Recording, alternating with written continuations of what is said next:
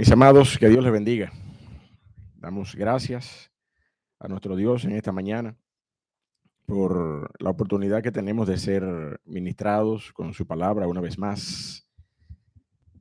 Y es nuestro deleite, ¿verdad? Hoy poder exponer la palabra de Dios de manera que concluyamos el capítulo número 22 de Mateo. Si usted quiere, vaya allá al capítulo 22 de Mateo y ubíquese allí en el verso 41, porque vamos a estudiar y vamos a tomar esa porción desde el verso 41 hasta el verso 46 para que esa sea la base de nuestra predicación en esta mañana, en un mensaje que hemos titulado Un dilema de esperanza eterna, un dilema de esperanza eterna. Y me encanta cuando nos encontramos con textos como el que tenemos en la mañana de hoy, iniciando este Salmo 110, el verso 1, un texto tan recurrente en la palabra de Dios como lo es ese verso número 51, ese verso 1 del Salmo 110, perdón. Jehová dijo a mi Señor, siéntate a mi diestra hasta que ponga a tus enemigos por estrado de tus pies. Y eso, mi hermano, habla en términos proféticos de una conclusión, de un término, de una secuencia de episodios que darán al traste con el orden de cosas que nosotros conocemos, en donde nuestro Señor Jesucristo es menospreciado, es desechado por los hombres. Pero miren, mi amado hermano, usted y yo sabemos que eso no va a ser así para siempre. Un día nuestro Señor Jesucristo va a reinar. Amén. Va a reinar y su gloria será manifiesta a todas las naciones. Y en aquel día, dice la palabra de Dios, reiteradamente, y lo encontramos aquí en el Salmo 110. En aquel día, todos sus enemigos serán puestos por estrado de sus pies. En otras palabras, si usted lo quiere de una forma más poética, toda rodilla se doblará y reconocerá que Cristo Jesús es el Señor. ¿Sí o no? Así será. Así será, mi amado hermano. Y usted y yo tenemos que anhelar, expectantes aquel día. La iglesia de Cristo espera ese día. ¿Sí o no? La iglesia de Cristo espera ese día. Pero todo gira alrededor de la persona de nuestro Señor Jesucristo y de alguna manera también las profecías que encontramos en la palabra de Dios en el Antiguo Testamento, esas profecías que llamamos profecías mesiánicas, porque nos hablan de un Mesías que había venido siendo anunciado a través de la historia, había venido siendo profetizado, ¿verdad? Tienen su cumplimiento en la persona de Cristo.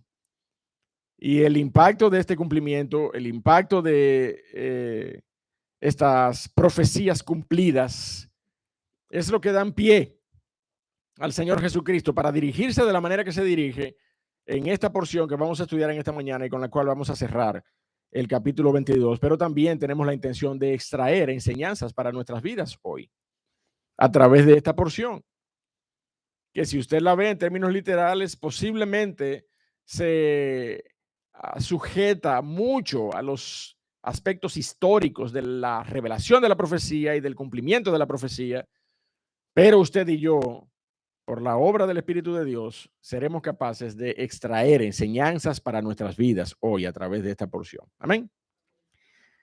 Todos los pactos, mi amado hermano, me gustaría comenzar recordándole que todos los pactos de Dios con el hombre apuntan hacia allá, apuntan a Cristo, apuntan a Cristo Jesús. El estudio de los pactos de Dios debiera, mi amado hermano, es mi apreciación, ser un prólogo de la más transparente cristología que sea capaz de mostrarnos los antecedentes y los consecuentes del Mesías anunciado. Eso es lo que debieran ser las profecías mesiánicas, o al menos eso es lo que son, y usted y yo debiéramos ser capaces de entenderla de esa manera. Cada profecía que nos habla acerca del Mesías anunciado debiera ser capaz de ayudarnos a entender con claridad prístina lo que es Cristo, su persona. Cuando nosotros estudiamos la persona de Cristo en el texto bíblico, no podemos circunscribirnos al Nuevo Testamento. Tenemos que estudiar desde el Génesis hasta el Apocalipsis, porque toda la Biblia nos habla de Cristo. Toda la Biblia. Y en el Antiguo Testamento encontramos profecías que apuntan ¿a quién? ¿A quién? A Cristo. Que apuntan a Cristo en todos sus aspectos. Por eso cuando estamos estudiando a Cristo y el empeño, ¿verdad? Que no hay empeño más glorioso y de mayor bendición para un cristiano que, mire, fajarse a estudiar la palabra de Dios. Fajarse a estudiar la palabra de Dios para conocer todo el consejo de Dios.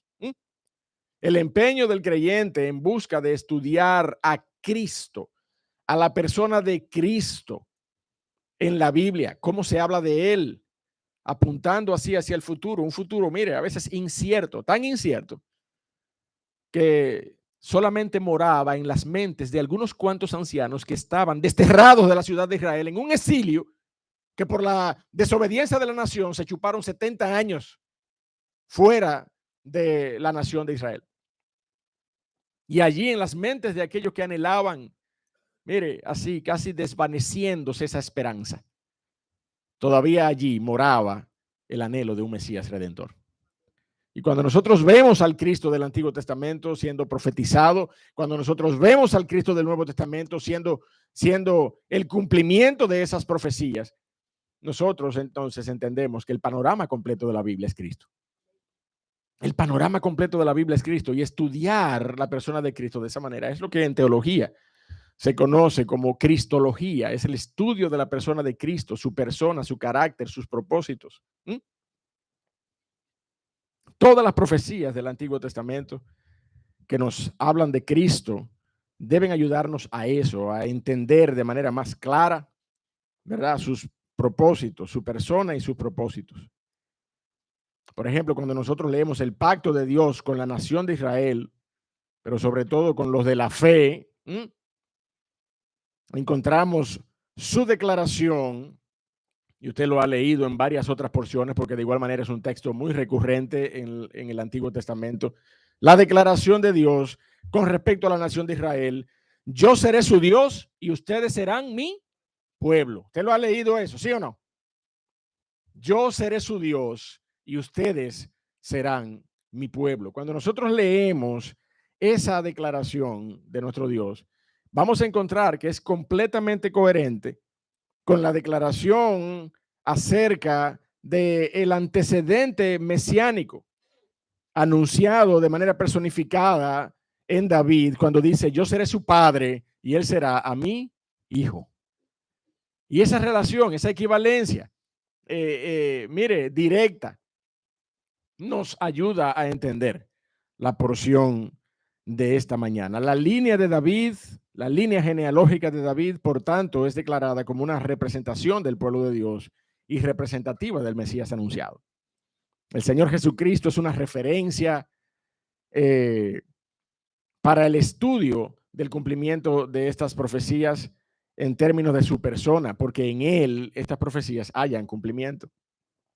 Y él se refiere a esto, ¿verdad?, cuando aborda a los escribas y a los fariseos en esta porción de Mateo, que a fin de cuentas, mi amado hermano, es lo que está hablando de su propia persona. ¿Usted me entiende? De quien el Señor Jesucristo habla cuando se refiere al Mesías anunciado es de sí mismo.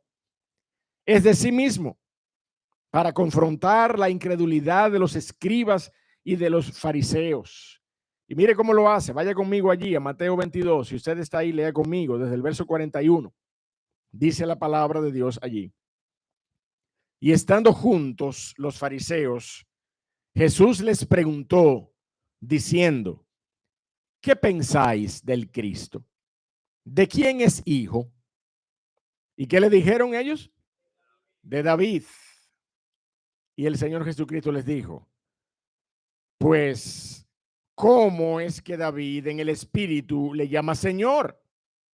Diciendo: dijo el Señor a mi Señor, siéntate a mi diestra hasta que ponga a tus enemigos por estrado de tus pies. ¿Cómo es esto? Pues si David le llama Señor, ¿cómo es que es su hijo? Y mire, eso fue suficiente, mi amado hermano, para que nadie le pudiera responder palabra, dice el verso 46. Y ninguno osó desde aquel día preguntarle más. Tremenda respuesta, pero si somos honestos, tremendo dilema. Tremendo dilema que es presentado en la palabra de Dios y es lo que nos va a dar pie para desarrollar la respuesta que todo el contexto bíblico nos da a este dilema. Por eso hemos titulado el mensaje de esta manera, un dilema de esperanza eterna. ¿Cómo es que David, siendo en la carne el tronco del Mesías, porque ¿de quién es hijo el Mesías? Le preguntó el Señor. ¿Y qué dijeron ellos? De David. Ay, entonces, ¿cómo es que David le llama Señor? Le dijo el Señor Jesucristo. ¿Cómo es que David le llama Señor? De eso se trata, mi amado hermano, este dilema. Vamos a orar y vamos a introducirnos en el mensaje en esta mañana, porque la palabra de Dios es suficiente para resolverlo. Amén. Padre Dios del cielo, te damos gracias una vez más y te rogamos que nos muestres, oh Señor, nos muestres tu gloria a través de tu palabra. Ella es la que ha sido dejada para esto, para que nosotros veamos tu gloria, veamos a Cristo a través de ella. Ayúdanos por tu Espíritu, en el nombre de Jesús. Amén. Miren la pregunta que el Señor Jesucristo le hace a los escribas y los fariseos. Vamos a comenzar inmediatamente con la pregunta. Y después vamos a ver el dilema. Y al final vamos a ver la reflexión. Esos son las tres partes que yo siempre esquematizo para que aquel que esté tomando nota pueda de igual forma titularlo. La pregunta, ¿verdad? Luego vamos a ver el dilema y al final vamos a ver la reflexión que el Señor Jesucristo hace partiendo de estos planteamientos. ¿Cuál es la pregunta que el Señor Jesucristo hace? ¿Qué pensáis del Cristo? ¿Qué pensáis del Cristo? ¿De quién es hijo?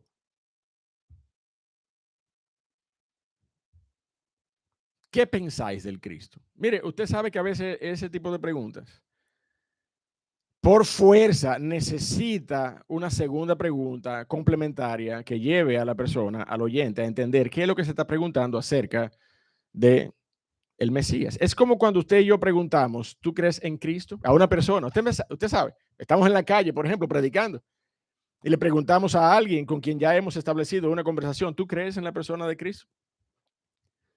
Y esa persona puede que le diga que sí. Puede que le diga que sí, sí, yo creo en Cristo. ¿Y cuál es la pregunta que debe venir ahí? ¿Cuál es la pregunta que de usted debe salir a esa persona inmediatamente? ¿Qué es lo que de Cristo tú crees? Tú dices que crees en Cristo. Ahora dime, ¿qué es lo que tú crees de Cristo? Dime, dame detalle.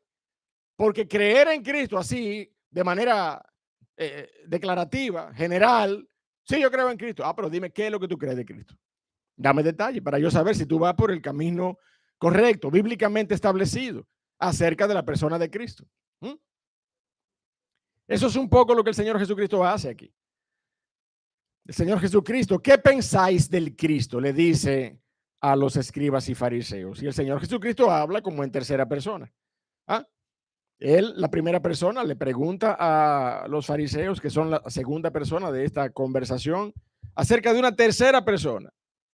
El Señor Jesucristo no se apropia de esa identidad. Simplemente le pregunta a los escribas y los fariseos, ¿qué ustedes creen del Cristo? Y la pregunta complementaria es, ¿de quién es hijo? ¿De dónde ustedes creen que viene? ¿De quién es hijo? Porque todos sabemos, ¿verdad?, que habría de venir. Pero ¿de dónde viene? ¿De cuál patriarca? ¿De cuál línea de las familias de Israel? ¿De dónde viene? ¿De quién es hijo? Esa es la pregunta que el Señor Jesucristo les hace a estos escribas y fariseos. Y cualquier pregunta, mi amado hermano, cualquier pregunta acerca del Mesías es una pregunta valiosa a cualquier persona. Es una pregunta importante para cualquiera. Pero sobre todas las cosas, mi amado hermano, para la nación que fue constituida como nación por la voluntad soberana y el oportuno socorro de aquel que nada más y nada menos fue quien prometió a ese Mesías, a ese Salvador, a ese Cristo, para ese pueblo, para esa nación, es una pregunta vital. ¿Usted me entendió lo que yo le dije? Para cualquier persona, una pregunta acerca del Mesías es importante. Pero para la nación que fue constituida como nación, cuya identidad nacional se la dio el Dios Todopoderoso que envió y que prometió y que envió a ese Mesías, entonces esa pregunta es vital. Porque por fuerza tiene que estar relacionada con esa nación. Y es de todas maneras lo que Pablo termina diciendo allí en la epístola a los romanos. De los judíos es que ha venido la ley, de los judíos fue que vino el Cristo. De manera particular, mi hermano, esta pregunta es una pregunta vital para la nación. La promesa de un Mesías era una promesa histórica y concreta que había sostenido al pueblo de Israel por siglos. Y yo digo era, mi amado hermano, era una promesa que había sostenido a la nación de Israel por siglos, porque esa promesa hoy, habiendo sido cumplida por aquel que prometió, lo que ha hecho es que ha descalificado a la nación de Israel por siglos, porque no debieran continuar esperando su cumplimiento. ¿Usted me está entendiendo? Cuando una persona desestima y menosprecia el cumplimiento de una promesa hecha por una autoridad sobre su vida, usted lo que en realidad está haciendo es desestimando la autoridad de esa persona. Y es exactamente lo que ha sucedido con la nación de Israel. Alegan ser conocedores y adoradores y temerosos del único Dios verdadero, pero han menospreciado históricamente al Mesías que ese Dios verdadero había anunciado. Y que en Cristo Jesús vio su pleno cumplimiento para gloria de Dios Padre. Y esa es la realidad, mi amado hermano. La promesa de un Mesías sostuvo a la nación de Israel. Y lo que hace hoy esa promesa de un Mesías es que se ha convertido en un criterio para que la nación de Israel sea desechada. ¿Por qué? Porque en el desarrollo del tiempo esa promesa vio cumplimiento, pero los judíos no la aceptaron. De manera que esa promesa hoy se constituye para la nación de Israel, quienes continúan esperándola, se convierte para ellos, mire, en un descalificativo. Están descalificados delante de la presencia de nuestro Dios. Sus corazones han sido endurecidos, dice la palabra de Dios, como parte de la disciplina específica que Dios derramó sobre ellos por haber rechazado al Mesías que les había sido prometido. Y mire, déjeme decirle, mi hermano, ambos pueblos, Israel y los gentiles, hoy ambos pueblos, de alguna manera puede decirse que esperamos al Mesías. ¿Usted me entiende? La nación de Israel espera el cumplimiento de la promesa original de un Mesías que sería provisto para su salvación. Y reitero, eso es lo que les descalifica, porque ellos no debieran estarlo esperando. Pero usted y yo, la iglesia de Cristo, esperamos la promesa que ese Mesías dijo de que retornaría. Amén. Y usted y yo como iglesia de Cristo, justificados delante del Dios y Padre por su obra en la cruz, esperamos al Mesías. Esperamos el cumplimiento de esa promesa de que Él regresaría por su pueblo. De manera que ambos, unos para salvación eterna y otros para endurecimiento. Endurecimiento, no voy a decir condenación eterna, porque la palabra de Dios establece claramente que llegará el día en que todo Israel será salvo. Evidentemente, todo aquel Israel que crea en la persona de Cristo. Aún así, habrá personas de la nación de Israel que continuarán desechando al Mesías. Pero todo aquel que crea, y habrá, mire mi amado hermano, habrá una gracia especial que será derramada y los corazones de la nación de Israel serán inclinados al Mesías. Cuando el Señor Jesucristo se manifieste, la nación de Israel verá a quienes ellos traspasaron, dice la palabra de Dios. Mire, a quienes ellos traspasaron. ¿Usted me está entendiendo? Y verán sus heridas, dice la palabra de Dios, y caerán de rodillas. Y aquel día todo Israel será salvo. Pero hoy, en lo que hoy respecta, sus corazones están endurecidos. Están endurecidos. Entonces esa promesa particular, esa promesa de un Mesías, se convierte para ellos en un descalificativo. La promesa que a nosotros como pueblo de Dios, los de la fe, los hijos de Dios por medio de la fe en Cristo nos sostiene, es esa promesa en un Mesías, igual la promesa en un Mesías, pero de que retornaría. No de que Él viene como fue prometido originalmente, porque ya el Señor Jesucristo vino y se manifestó. Pero Él, antes de ascender a los cielos, dice la palabra de Dios que prometió que volvería, para que donde sea que Él esté, nosotros también estemos con Él. Amén. Esa es la promesa, mi hermano.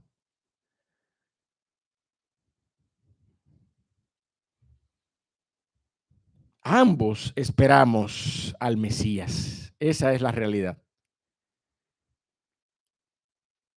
Esperamos el cumplimiento de la promesa que este Cristo hizo, que regresaría a este mundo a buscar a los suyos, porque hubo un tiempo particular en que Él a lo suyo vino, pero los suyos no le recibieron.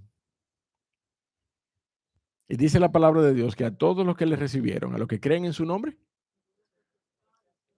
le dio la potestad de ser hechos hijos de Dios.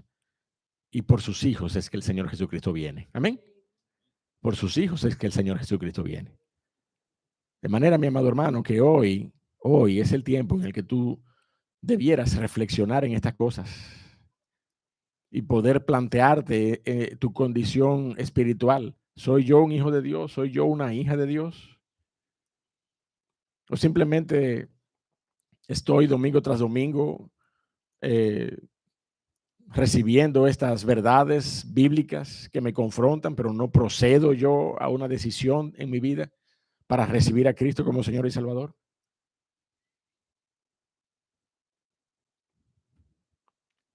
Graham Goldsworthy, en su libro Evangelio y Reino, escribe de la siguiente manera: no podemos, cito, no podemos asumir la relevancia de este pasaje que encontramos en Primera de Juan, capítulo 1, versos 11 y 12. No podemos asumir la relevancia de este pasaje para el evangelismo moderno hasta que hayamos entendido el significado original de este pasaje, que Jesús vino física y literalmente a los judíos como su Mesías y que la nación en su totalidad no le recibió como Cristo, pero los que sí lo hicieron fueron hechos hijos de Dios. Y esa es una realidad. Para usted entender lo que ese pasaje significa hoy, usted tiene que entender cómo fue el impacto de ese rechazo, cuál fue la relación que hubo entre el advenimiento de Cristo y los suyos, a quienes vino. Entonces usted tendrá el panorama completo. De manera que vemos a Jesús, mi amado, el Cristo, preguntar con interés a los suyos acerca del Mesías. ¿Qué pensáis del Cristo? ¿De quién es hijo? Y ellos le respondieron, de David. De David. Porque esta era la promesa que nosotros encontramos en la palabra de Dios. Y de manera particular, en todo el texto del Antiguo Testamento, en varias porciones, encontramos esa promesa del pacto davídico, que su reino y su trono sería preservado soberanamente por Dios por la eternidad. Y ese cumplimiento se da en la persona de Cristo Jesús.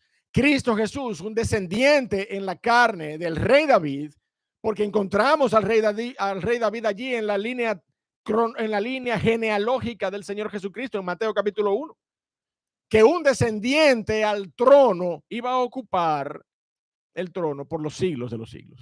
Y esa persona es Cristo Jesús. Por eso es que nosotros hablamos de un reino mesiánico, sempiterno, eterno. Esa es la palabra. Y encontramos la promesa en el texto bíblico una y otra vez. Vaya conmigo a segundo libro de Samuel, por favor. Segundo libro de Samuel, allí en el contexto del registro histórico de David, su reinado, su ascensión al trono de Israel. Segundo libro de Samuel, capítulo 7, verso 12. Lea conmigo allí, dice, y cuando tus días sean cumplidos y duermas con tus padres, yo levantaré después de ti, ¿qué dice allí? A uno de tu linaje, el cual procederá de tus entrañas, y afirmaré su reino. Él edificará casa a mi nombre y yo afirmaré para siempre el trono de su reino. Yo le seré a él padre y él me será a mí hijo. Óigame, mi hermano, una profecía que evidentemente, si usted ve algunos detalles de la misma, tiene cumplimiento cercano. Tiene cumplimiento, como ya lo he explicado varias veces, las profecías, incluso las mesiánicas, desde el contexto de la vida de David y sus hijos, tiene cierto cumplimiento temporal. ¿Quién fue el hijo de David que le edificó casa a Dios, a Jehová, Dios de los cielos? ¿Quién fue? Salomón. No le fue dado a David el privilegio de levantar una casa, un templo, pero a Salomón le fue dado ese privilegio. De manera, mi amado, que esa porción allí donde dice, verso 13, y él edificará casa a mi nombre y yo afirmaré para siempre el trono de su reino. Usted ve, hay un aspecto cumplido en la iniciativa de Salomón como ese esplendoroso rey de Israel, rey en Jerusalén de la nación toda, el reino unido antes de la división del reino. Un esplendor como nunca antes. Pero evidentemente, mi amado hermano, cuando usted y yo leemos, afirmaré para siempre el trono de su reino, usted ve que ahí se cae el detalle de la profecía en Salomón. Allí no se sostiene y entonces usted tiene que mirar más adelante. Usted tiene que mirar a Cristo. Amén. Usted tiene entonces que mirar a Cristo. Vaya conmigo, Salmo 89, para que continuemos viendo otros textos particulares que nos hablan de esa promesa que apunta al Cristo, que apunta al Señor Jesucristo como Mesías anunciado, pero una promesa hecha a David. Salmo 89, versos 3 y 4. ¿Qué dice allí? Hice pacto con quién? Con mi escogido. ¿Juré a quién? A David. Juré a David, mi siervo, diciendo, para siempre confirmaré, ¿qué cosa? Tu descendencia, para siempre confirmaré tu descendencia y edificaré tu trono por todas las generaciones, Usted y yo tenemos que mirar a Cristo. Cuando encontramos estas cosas, usted y yo tenemos que entender que el cumplimiento profético más extenso en el tiempo es en Cristo que recae. Y mire cómo dice el verso 34 de ese mismo salmo. El verso 34 del Salmo 89. ¿Está allí usted conmigo? ¿Qué dice? No olvidaré mi pacto, ni mudaré lo que ha salido de mis labios. Una vez he jurado por mi santidad y no mentiré. ¿A quién? A David. ¿Cuál es esa promesa? Su descendencia será para siempre. Su descendencia será para siempre y su trono como el sol delante de mí. Cristo Jesús, mi hermano. No me venga a mí con Salomón, con Roboán, con todos esos hijos de David que le sucedieron a David y que fueron reyes falibles, reyes, mire, con corazones, lamentablemente, que no llenaron suficientemente la justicia de Dios. Pero en Cristo Jesús, ese hijo de David, ese descendiente, ese linaje de David, en Cristo Jesús, estas cosas tienen perfecto cumplimiento. Por eso esa respuesta que ellos dieron cuando el Señor le preguntó, ¿de quién? ¿Qué ustedes creen del Cristo? ¿De quién es hijo? Cuando ellos le dijeron, de David, Ellos respondieron bien o mal. Bien o mal. No. Para ellos no. Conforme al texto bíblico, ¿respondieron bien o mal? Bien, mi hermano. Claro que respondieron bien. ¿Y cómo que estamos entendiendo lo que estamos leyendo? Respondieron bien. Respondieron bien, mi amado hermano. El Señor no les reclamó esa respuesta. No, el Señor la aceptó. Sí, así mismo es. Entonces, ¿por qué? Usted ve, respondieron bien porque el dilema se da con la certeza y la validez de esa respuesta que ellos le dieron. De hecho, ellos enseñaban eso. Los escribas y los fariseos enseñaban esta verdad. Vaya conmigo a Marcos. Marcos capítulo 12. Marcos capítulo 12. Verso 35. Marcos capítulo 12, verso 35. Mira lo que dice ahí. Enseñando Jesús en el templo, decía, ¿cómo decía? ¿Cómo dicen los escribas que el Cristo es hijo de David? Óigame, ¿cómo es que los escribas enseñan? O sea, ¿cómo es que ustedes mismos enseñan que el Cristo es el hijo de David? ¿Cómo es eso? Si en el Salmo 110, el salmista David, by the way, como dicen los gringos, David comienza escribiendo, dijo Jehová a mi Señor, en otras palabras, dijo el Señor a mi Señor, siéntate a mi diestra hasta que ponga a todos tus enemigos por estrado de tus pies. ¿Cómo es que ustedes, los escribas, enseñan que el Cristo es el hijo de David cuando esa es una declaración que tenemos en la palabra de Dios que también como que choca con esto? ¿Por qué le dice Señor si es su hijo? Ese es el dilema, mi hermano. Y la palabra de Dios lo resuelve. Vamos ahora al dilema, verso 43. Vimos la pregunta. Vamos a ver el dilema. Él les dijo. Porque hasta ahora, ¿verdad? En la porción de Mateo, nosotros lo que vemos es simplemente la pregunta. ¿Qué ustedes piensan del Cristo? ¿De quién es hijo?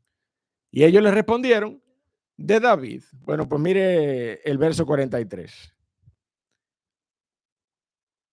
Pues, ¿cómo David en el Espíritu le llama Señor? ¿Cómo es eso? ¿Cómo es eso de que David en el Espíritu le llama Señor? Diciendo, dijo el Señor a mi Señor, siéntate a mi derecha hasta que ponga a tus enemigos por estrado de tus pies. ¿Cómo es eso? Este, mi amado, es el dilema sobre el Mesías y David. Y el Señor lo plantea desde el Salmo 110 que nosotros leímos al inicio, escrito justamente por David. Y esta es una fórmula declaratoria sobre el final de los tiempos en que Jehová traerá todas las cosas a sujeción. Y como decía yo al inicio, toda rodilla se doblará y reconocerá que Cristo es el Señor. Y esa declaración usted y yo la encontraremos varias veces en el Nuevo Testamento. De hecho, bastaría con que usted vea el pie de versículo del versículo 1 en el Salmo 110. Si usted va a su Biblia Reina Valera y usted ve las anotaciones a pie de versículo o a margen de página o a pie de página, como usted tenga su edición, usted verá allí una serie de versículos relacionados con ese versículo 1. Porque esas son todas las veces en que el texto bíblico se hace eco exactamente de lo mismo, de la misma declaración. Hechos 2, 34 y 35, 1 Corintios 15, 25, cuando Pablo estaba hablando acerca de la resurrección. Efesios 1, 20 al 22. Hebreos 1, 13, cuando estaba hablando acerca de la comparación con los ángeles. ¿A cuál de los ángeles dijo Dios jamás? Siéntate a mi diestra hasta que ponga a tus enemigos por estrado de tus pies. Hebreos 10, 12 al 13, en varias porciones de la palabra de Dios.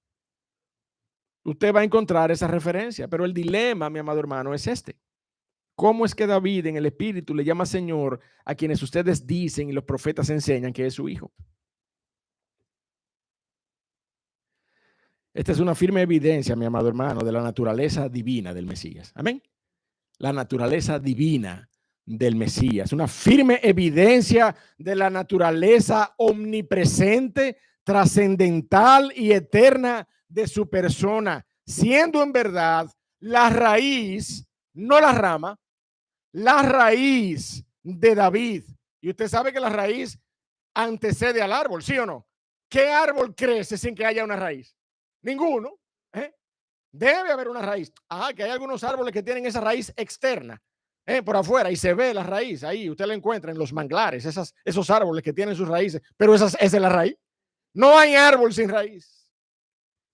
Y la palabra de Dios nos enseña que Él es en verdad la raíz de David, y viniendo luego a ser contado entre las ramas, entre sus descendientes en términos humanos. Vaya conmigo a Isaías, capítulo número 11, para que desenredemos este dilema, mi amado hermano, con el texto bíblico. Isaías, capítulo 11, versos 1 al 10. Y usted verá allí en el verso 1, ¿verdad? Ese planteamiento acerca de el Mesías como descendiente de David, pero usted verá en el verso 10 ese planteamiento como es de ese Mesías como la raíz de David. El texto bíblico nos presenta al Mesías como ambas cosas. Y eso es lo que nos habla de su trascendencia. El Señor Jesucristo, mi amado hermano, es Dios encarnado. Amén. Y es Dios encarnado. Isaías capítulo 11, verso 1. ¿Qué dice allí? Saldrá una vara. Saldrá una vara del tronco de Isaí. Saldrá una vara del tronco de Isaí. ¿Quién era Isaí? El padre de David. El padre de David. El nieto de Ruth y Booz. Ruth y Booz fueron padres de Obed. Obed fue padre de Isaí. Isaí fue padre de David. Dice la palabra de Dios, saldrá una vara, saldrá una rama. En otras palabras, saldrá un fruto del tronco de Isaí y un vástago. Así se le llama también a esos brotes de esas ramas, ¿verdad? Y un vástago retoñará de sus raíces y reposará sobre él el espíritu de Jehová. ¿Quién es ese, mi amado hermano? Cristo Jesús. Cristo Jesús.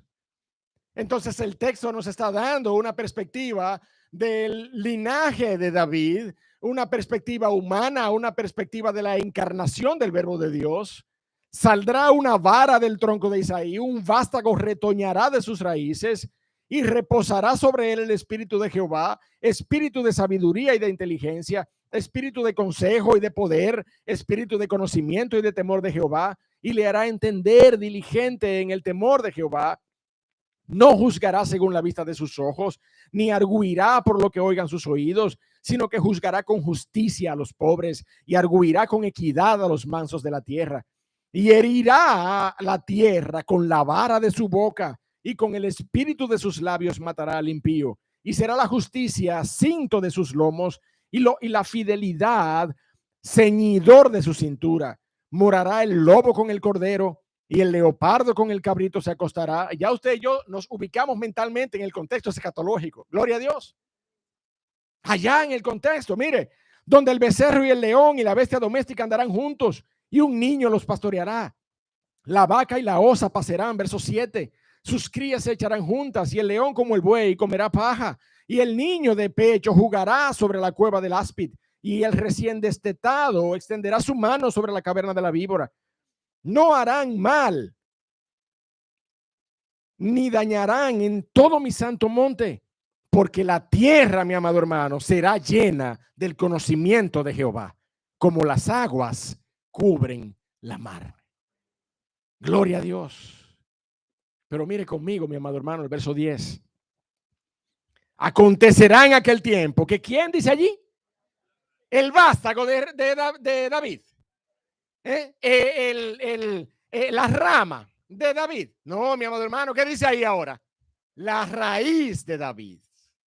La raíz de David. La cual de Isaí. La raíz de Isaí. La raíz de Isaí, que en términos, ¿verdad?, de la secuencia del linaje, es la raíz de David, ¿sí o no? Ahí vemos que literalmente dice la raíz de Isaí. Pero usted y yo sabemos que Isaí es el padre de David. Isaí es el padre de David, que es la misma raíz de Acontecerá en aquel tiempo que la raíz de Isaí, la cual estará puesta por pendón a los pueblos, será buscada por las gentes y su habitación será gloriosa. ¿Quién es ese, mi amado? Cristo Jesús. Cristo Jesús revelado en la palabra de Dios. Isaías capítulo número 11, como la rama, como el vástago de Isaí, pero también, ¿cómo qué? Como la raíz de Isaí. ¿Mm? Entonces el dilema, mi amado hermano, que el Señor Jesucristo le plantea a los escribas y los fariseos, ¿cómo es eso de que le llama, cómo es eso de que es hijo, ciertamente, pero que le llama Señor? Bueno, mírelo ahí, mírelo ahí en Isaías 11, ¿eh? Completamente explicado, porque la palabra de Dios se ocupa de presentarnos al Mesías como ambas cosas, como el vástago de Isaí, pero también como la raíz de Isaí. Mi amado, vaya conmigo a Juan 3, por favor. Vaya conmigo a Juan 3. Un paréntesis que quiero hacer en este momento para que usted y yo entendamos, ¿verdad? Que esta referencia no es única y la encontramos en todo el texto bíblico, la omnipresencia y la naturaleza divina de nuestro Señor Jesucristo. Juan 3, verso 13. Juan 3, verso 13. ¿Lo tenemos? ¿Lo leemos juntos? ¿Qué dice allí? 1, 2 y 3. Nadie subió al cielo, sino ¿quién? El que descendió del cielo, el Hijo del Hombre, que está ¿dónde? Entonces, ¿descendió o está? ¿Cómo la cosa? ¿Descendió del cielo o está en el cielo? Pero descendió del cielo, dice. Descendió y está en el cielo. Omnipresencia, mi amado hermano. Amén. Omnipresencia.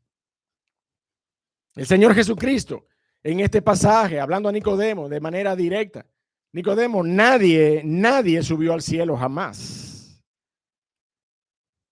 sino el que descendió de allí, el Hijo del Hombre. Y él no dice que estuve en el cielo, sino que dice que está en el cielo.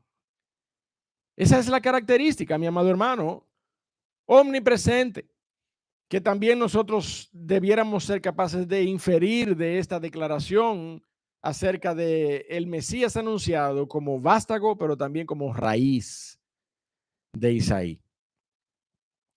John Gill, comentarista del siglo XVIII, dice, la raíz de Isaí es una frase que denota su eternidad, siendo antes que Isaí o que cualquier otro hombre o criatura que sea, el creador y preservador de todas las cosas,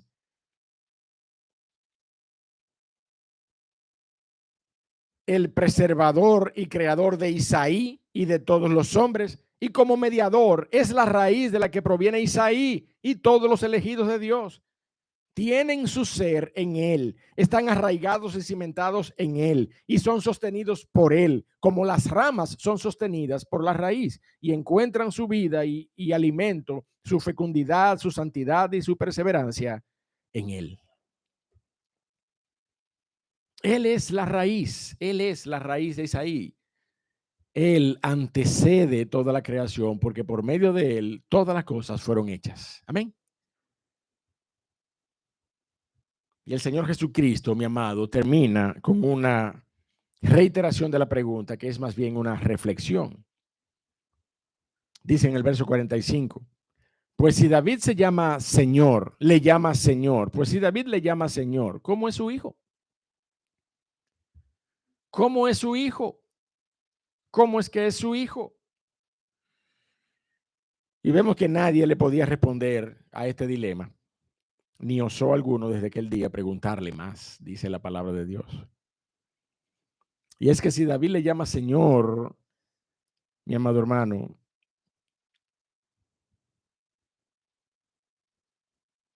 es porque es el Dios y creador de todas las cosas.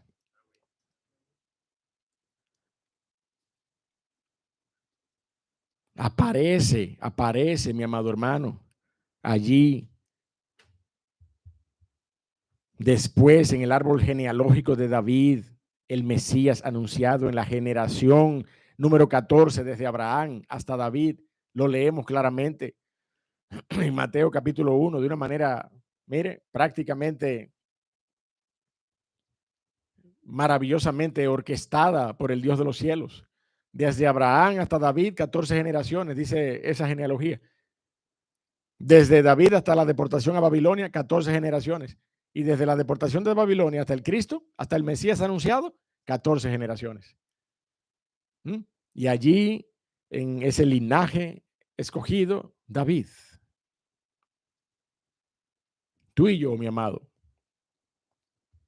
aunque vemos la historia y conocemos la persona y la obra de Cristo en el pasado, debemos entender que su influencia sobre su creación y sobre su iglesia trasciende hasta la eternidad, antes y después, por los siglos de los siglos.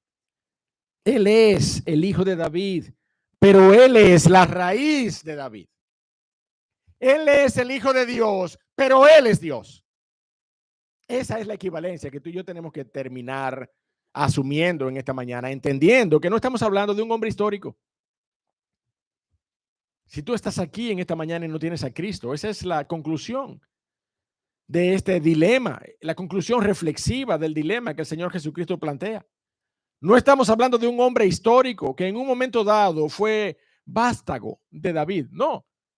Fue este hombre, este Mesías anunciado que había de venir, no fue solamente el linaje de David, sino que es la raíz de David. Es el antecedente glorioso, eterno, todopoderoso y soberano de David y de toda la creación. Él es tu creador, pero también Él es, mi amado hermano, tu redentor y tu sustentador.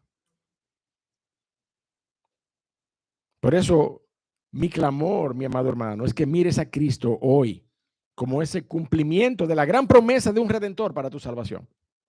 Porque un día también dice la palabra de Dios, y quiero que busquemos Apocalipsis capítulo 5 y con esto concluiremos en esta mañana. Un día, mi amado hermano, ese que es vástago y raíz al mismo tiempo, se sentará para juzgar, mi amado hermano, y para derramar sus juicios sobre esta tierra. Mira cómo dice Apocalipsis capítulo 5, verso 5. Dice la palabra de Dios allí. ¿Estás conmigo allí? Apocalipsis 5:5. Dice, y uno de los ancianos me dijo, no llores, he aquí que el león de la tribu de Judá, ¿quién? La raíz de David, ha vencido para abrir el libro y desatar sus 7 sellos. Mi amado hermano, la persona y la trascendencia de nuestro Señor Jesucristo es por la eternidad y para la eternidad. No pienses que esto está siendo confrontado hoy con un Jesucristo histórico solamente. Él no fue solamente la simiente de David, él es la raíz de David. Él no es solamente el Hijo de Dios, él es Dios encarnado. De manera que tú y yo hoy tenemos el compromiso de ver a ese Mesías revelado por las Escrituras como ese redentor trascendente por los siglos que ha prometido, mi amado hermano y persona que nos escucha en esta mañana, ha prometido dar salvación y vida eterna por el sencillo ejercicio de la fe en su obra de la cruz. Por eso mi oración en esta mañana es, ¿has reflexionado en tu corazón acerca de la naturaleza de la persona del Mesías anunciado? ¿Has reflexionado acerca de su dimensión, que no es solamente histórica, sino que también es eterna? Si tú no lo has hecho, hoy es un buen día para tú hacerlo. Hoy es un buen día para que tú puedas reflexionar y considerar a Cristo Jesús como Señor y Salvador. Padre Dios de la gloria, te damos gracias en esta mañana. Te damos gracias por tu palabra, pero también te damos gracias por tu Santo Espíritu, oh Dios, que nos guía a través de ella. Gracias por mostrarnos a Cristo. Gracias por revelarnos tu intención en la persona de Cristo como trascendente, oh Señor, como antecedente de toda creación, pero también como linaje de David, como vástago, oh Dios, a quien se le daría todo el juicio. Y nosotros hoy sabemos, oh Padre amado, que aunque Él vino para salvar a los pecadores, todo el juicio está en sus manos. Y un día, la palabra que Él habló, esa palabra juzgará en el día postrero. De manera que es nuestra oración, oh Dios del cielo, que en esta mañana tú te dignes en llamar a los corazones que no tienen a Cristo Jesús, que no tienen a ese Mesías anunciado como Señor y Salvador, a ese Mesías trascendente y eterno. Habla a sus corazones, oh Señor. Habla a los corazones de tu iglesia de igual manera. Y ayúdanos a entender a quién servimos. Al único Dios verdadero y a Jesucristo a quien tú has enviado. Bendice a tu iglesia, oh Señor, y guárdanos en el nombre de Cristo. Amén.